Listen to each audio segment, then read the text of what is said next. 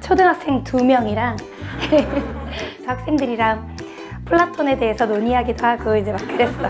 그 아이가 자기 딸이었던 거야. 초등학교 5학년 강의를 하다가 갑자기 고3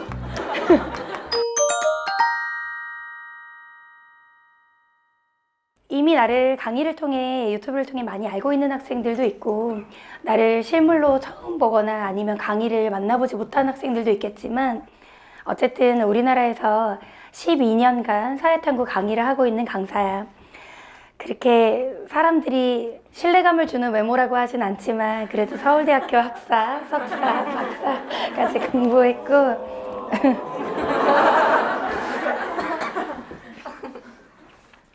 지금까지 대치동에서 10년 넘게 학생들을 가르치고 있고 인강으로도 약 250만 명 정도의 학생들을 가르치고 있는 강사야.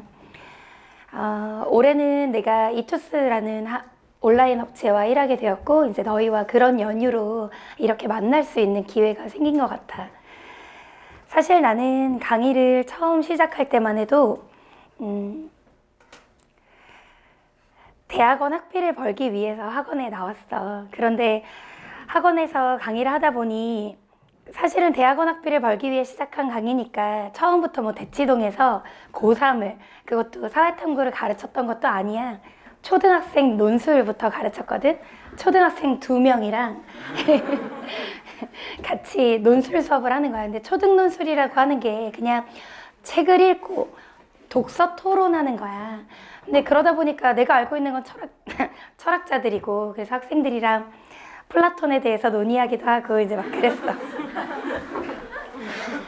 초등학교 여학생 한 명이 앞에 앉아서 강의를 듣는데 처음엔 대답도 잘 안 하고 내 얼굴도 잘 안 쳐다봤어. 근데 내가 손도 잡아주고 철학자 얘기도 같이 하고 막 하다 보니까 너무 친해진 거야. 그래서 대답도 되게 잘하고 밝아지고 수업 일주일 동안 너무 기다렸다고 막 하고 근데 걔가 어느 날 나한테 선생님 저 반장 됐어요 이러는 거야. 그래서 너무 축하해 했더니 그날 그 대형 논술학원 원장님이 나한테 찾아왔어. 그 아이가 자기 딸이었던 거야. 근데 아이가 우울증이 좀 있고 그리고 실어증처럼 사람들한테 말을 하지 않는 그러니까 아주 오랫동안 침묵을 지켜온 아이였는데 내 수업을 들으면서 말문이 트이고 대화를 하고 그리고 반장 선거까지 나갔다는 거야. 어떻게 가르치면 이렇게 아이를 바꿔놓을 수 있냐고 너무 감사하다고 고3 서울대반으로 맡아주셨으면 좋겠다고 그래서 내가 초등학교 5학년 강의를 하다가 갑자기 고3 서울대반 강의를 맡게 된 거야. 근데 고3 서울대반 강의에서 그게 또 논술학원이야. 유명한 논술학원이니까 나는 사회탐구를 강의하면서 이제 세화여고라고 하는 학교에서도 교사를 하면서 윤리사회문화는 가르쳐봤지만 논술은 가르쳐본 적이 없었단 말이야. 근데 서울대 시험 직전 대비반이야. 그때는 서울대 정시논술이 있을 때야. 그래서 서울대 기출문제를 보니까 철학 내용도 있고 그리고 사회학 내용도 있는 거야. 그래서 애들한테 내가 2가지를 가르쳤어. 내가 잘 아는 철학자들을 배경지식으로 좀 가르치고 일종의 적중 예상 문제지. 이런 학자가 나올 거다. 이런 내용들을 공부하면 기출문제의 흐름상 맞을 거다. 이렇게 얘기를 하고 사실 나도 막 열심히 분석해서 간 거지. 그리고 내가 고등학교 때 논술 시험 봤던 경험을 목소리 쉬어서 미안해. 논술 시험 봤던 경험을 얘기해 줬어. 개요를 몇 분을 짜고 서론, 본론, 결론을 어떻게 짜고 나는 이렇게 했다. 그래서 이 논술 답안지를 제출하면서 이 답안지를 보면 교수님이 감동하시겠지? 정말 나를 뽑고 싶을 거야. 막 이런 생각을 하면서 그 어떤 간절한 기운 같은 걸 담으면 진짜 답안지가 좀 생기 있는 글을 쓰게 된다. 이제 이런 얘기를 해줬는데 그게 학생들한테 되게 실전에서 도움이 많이 됐나 봐. 게다가 내가 가르친 내용이 그때 서울대 논술에 나온 거야. 그래서 내가 운이지 뭐. 말 그대로 운으로 그때 대치동에 대형 강의에 입성을 하게 돼.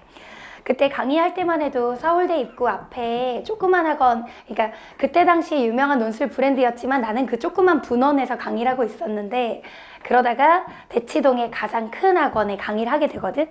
근데 내가 그때 원장님한테 제가 원래 교사일 때는 윤리랑 사회문화를 가르쳤었다 이렇게 얘기했더니, 그때 윤리랑 사회문화를 강의하는 대치동의 제일 유명한 선생님이 회사를 차려가지고 사업에 전념한다는 이유로 강의를 빼버리신 거야.